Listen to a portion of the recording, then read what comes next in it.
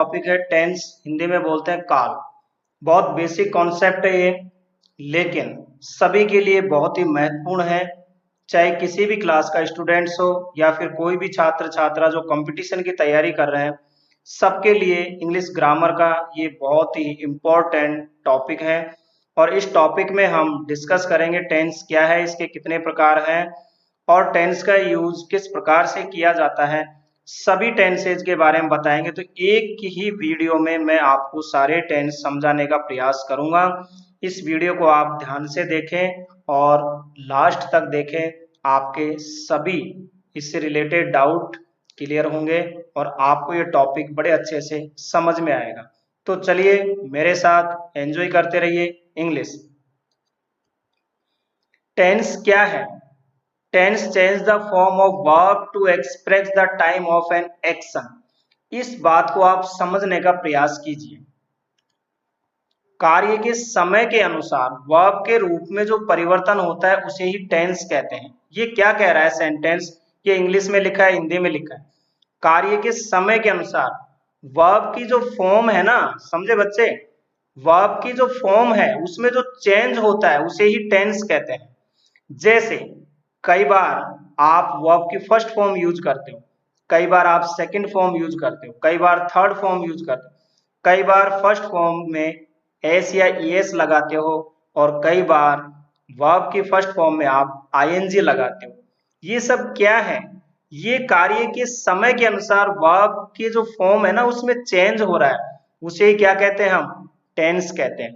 जैसे आप कुछ जगह गो का यूज करते हो, गो की सेकंड फॉर्म क्या है? वेंट, आप वेंट का यूज करोगे। थर्ड फॉर्म क्या है? गॉन, आप गॉन का यूज करते हो। या कुछ जगह आप ईएस या एस लगा जैसे गोज लिखोगे, कुछ जगह आप गोइंग लिखोगे। ये क्या है?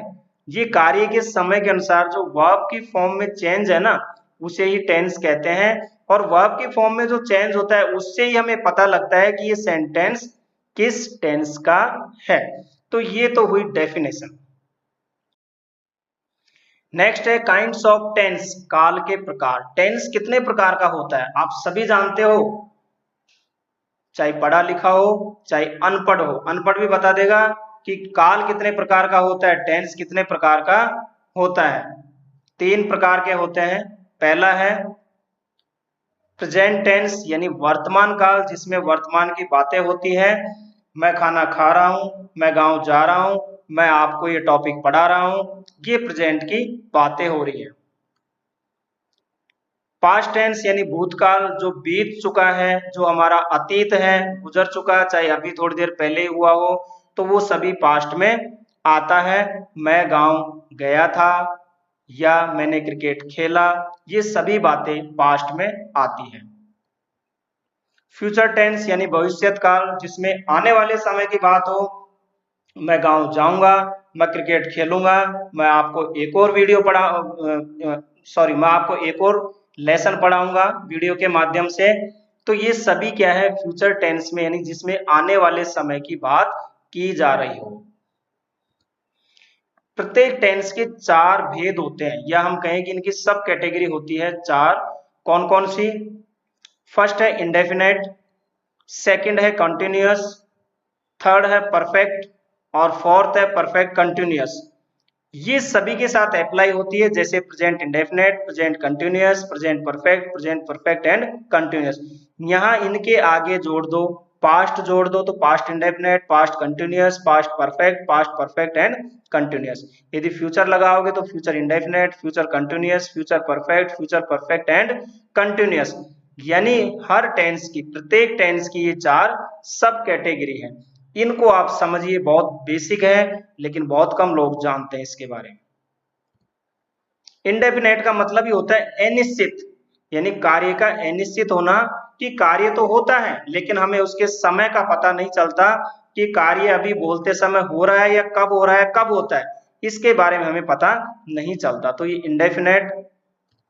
कंटिन्यूअस, आप जानते हो जब कोई कार्य जारी हो, लगातार चल रहा हो, तो हम कंटिन्यूअस में लेते हैं। परफेक्ट यानी कार्य पूर्ण, जब कार्य कंप्लीट हो गया हो, कंप्लीट हो चुका है, तो वो परफेक्ट में आएगा। परफेक्ट कंटिन्यूअस कार्य होना और जारी, इसको समझना आप एग्जाम्पल से आपके नहीं समझ में आया होगा, तो सभी का हम एग्जाम्पल्स लेते हैं। इंडेफिनेट यानी अनिश्चित होना, वह खेलता है।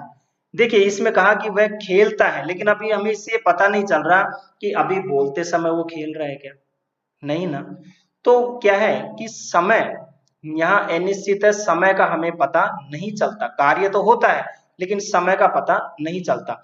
जैसे गाय घास खाती है, उसकी आदत है, उसका भोजन है, वो खाएगी, लेकिन कब खाती है, अभी बोलते समय तो नहीं खा रही, कुछ पता नहीं चल रहा। जैसे शेर मांस खाता है, तो ये सेंटेंस इंडेफिनेट है, यानी कि यहाँ कार्य हो रहा है लेकिन टाइम जो है वो अनिश्चित है, समय का हमें पता नहीं चल रहा है। दूसरा है कंटिन्यूअस यानी कार्य जारी। जैसे वह खेल रहा है, अभी बोलते समय, भाई क्या कर रहे हो, मैं खेल रहा हूं, तो बोलते समय कार्य जारी हो रहा है। मैं आपको ये वीडियो, आपको मैं ये टॉपिक पढ़ा रहा हूं, तो ये क्या है, कंटिन्यूअस में, अभी बोलते समय कार्य हो रहा है। परफेक्ट मतलब कार्य पूर्ण हो जाना, कंप्लीट हो जाना। वह खेल चुका है, कार्य पूर्ण हो चुका है, वह गांव जा चुका है। तो ये क्या है, कंप्लीट होना परफेक्ट में आता है। परफेक्ट कंटिन्यूअस में कार्य होना और जारी, इसको समझे। वह सुबह से खेल रहा है, यहाँ पे क्या है कि कार्य कुछ समय पहले शुरू हुआ और अभी भी चल रहा है। जब सब कुछ समय पहले से शुरू हुआ हो और कार्य वर्तमान में भी चल रहा हो, या हम कहें कि जिस समय बोला जा रहा है उस समय चल रहा हो, तब हम जो है परफेक्ट कंटिन्यूअस का यूज करेंगे। जैसे वह सुबह से खेल रहा है, वह कल से पढ़ रहा है, या वह कल से टीवी देख रहा है, कल से मोबाइल देख रहा है, सुबह से दौड़ रहा है, 1 घंटे से दौड़ रहा है। ये सारी चीजें क्या है कि वहां पे इसमें क्या शो हो रहा है कि कार्य कुछ समय पहले शुरू हुआ और अभी भी चल रहा है, तो वो हम लेते हैं परफेक्ट कंटिन्यूअस में। ये बेसिक कॉन्सेप्ट था, आपको समझ में आया होगा, मुझे उम्मीद है कि आपको अच्छे से समझ में आया होगा। अब आगे चलते हैं हमारा मेन टॉपिक पर। अब आप इस चार्ट को देखिए, यहाँ तीनों टेंस लिखे हैं, प्रेजेंट, पास्ट, फ्यूचर, और इनकी सब कैटेगरी इंडेफिनेट, कंटिन्यूअस, परफेक्ट और परफेक्ट एंड कंटिन्यूअस। सबसे पहले लेते हैं प्रेजेंट इंडेफिनेट। प्रेजेंट इंडेफिनेट का यूज हम करते हैं जिन हिंदी के वाक्य में ता है, ते है, ती है। जैसे मैं गांव जाता हूं, मैं खाना खाता हूं, गाय घास खाती है, शेर मांस खाता है, बिल्ली मांस खाती है। ये हुआ प्रेजेंट इंडेफिनेट का। प्रेजेंट इंडेफिनेट में हम हेल्पिंग वर्ब के रूप में डू या डज का यूज करते हैं। यदि हमारा सब्जेक्ट प्लूरल है तो हम डू का यूज करेंगे, यानी बहुवचन है। यदि सिंगुलर है तो डज का यूज करेंगे। आई के साथ भी डू का ही यूज किया जाता है, लेकिन डू डज हेल्पिंग वर्ब के रूप में हम यूज कहाँ करते हैं, नेगेटिव यानी नॉट वाले सेंटेंस, इंट्रोगेटिव प्रश्न वाले, और इंट्रोगेटिव एंड नेगेटिव। यदि प्रेजेंट इंडेफिनेट का सेंटेंस अफर्मेटिव है, पॉजिटिव है, जिसमें नॉट नहीं लगा है, तो फिर वहां पे हम हेल्पिंग वर्ब के रूप में इनका यूज नहीं करते। वहां हम यदि सब्जेक्ट प्लूरल है तो वर्ब की फर्स्ट फॉर्म का यूज करेंगे। यदि सब्जेक्ट हमारा सिंगुलर है, एक वचन थर्ड पर्सन है, तो वहां पे हम वर्ब की फर्स्ट फॉर्म के साथ एस या ईएस लगाएंगे। ये आपको ध्यान रखना है। और एस और ईएस कहाँ लगाना है वर्ब के साथ, इसका वीडियो मैंने अलग से डाला हुआ है, आपको इस वीडियो के डिस्क्रिप्शन लिंक में भी मिल जाएगा, आप उसको देख लें। दूसरा है प्रेजेंट कंटिन्यूअस, रहा है, रही है, रहे हैं। जैसे मैं पढ़ रहा हूं, मैं खा रहा हूं, मैं जा रहा हूं, ये सारे क्या है, प्रेजेंट कंटिन्यूअस में है। इसके साथ helping verb is, am, are का यूज करते हैं।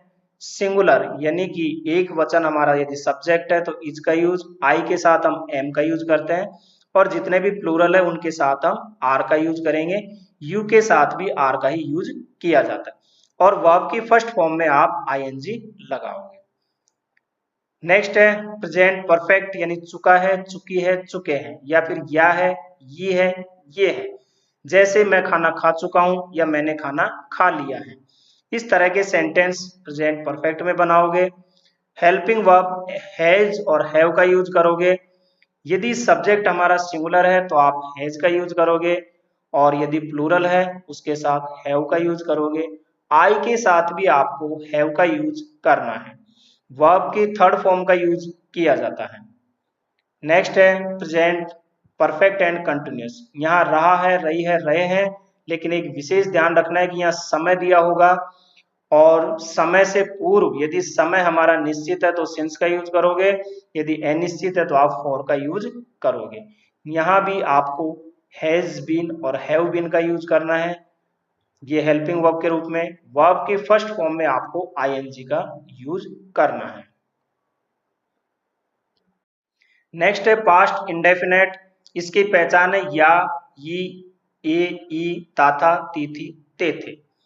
जैसे मैंने खाना खाया, मैंने ताजमहल देखा या मैंने कल ताजमहल देखा। इस तरह के सेंटेंस आप पास्ट इंडेफिनेट में बनाओगे। यहाँ आप यदि अफर्मेटिव है, बिना नॉट वाला यानी पॉजिटिव सेंटेंस है, तो वर्ब की सेकंड फॉर्म का यूज करोगे, चाहे कोई भी सब्जेक्ट हो। लेकिन यदि नेगेटिव है, इंट्रोगेटिव है और नेगेटिव एंड इंट्रोगेटिव है, वहां पे आप डिड का यूज करोगे हेल्पिंग वर्ब के रूप में, चाहे सब्जेक्ट कोई भी हो। पास्ट कंटिन्यूअस रहा था, रही थी, रहे थे। जैसे मैं खाना खा रहा था, मैं नहा रहा था, मैं जा रहा था। यहाँ आप हेल्पिंग वर्ब के रूप में वाज वर का यूज करोगे। जितने भी सिंगुलर सब्जेक्ट है उनके साथ वाज का, यदि प्लूरल है तो वर का यूज। आई के साथ भी आपको वाज का ही यूज करना है यहाँ पे, और वर्ब के फर्स्ट फॉर्म में आपको आईएनजी लगाना है। पास्ट परफेक्ट यानी चुका था, चुकी थी, चुके थे। जैसे मैं गांव जा चुका था, मैं खाना खा चुका था। इस तरह के जो सेंटेंस है ये पास्ट परफेक्ट में आते हैं। यहाँ पे आपको हेल्पिंग वर्ब हेड का यूज करना है, सब्जेक्ट कोई भी हो सबके साथ आपको ये यूज करना है, और मेन वर्ब की थर्ड फॉर्म का यूज करना है। पास्ट परफेक्ट एंड कंटिन्यूअस रहा था, रही थी, रहे थे, लेकिन आपको समय दिया होगा, यहाँ उससे पहले आपको सिंस या फॉर का यूज करना है। आपकी हेल्पिंग वर्ब यहाँ हैड बीन होगी और वर्ब के फर्स्ट फॉर्म में आईएनजी लगाना है।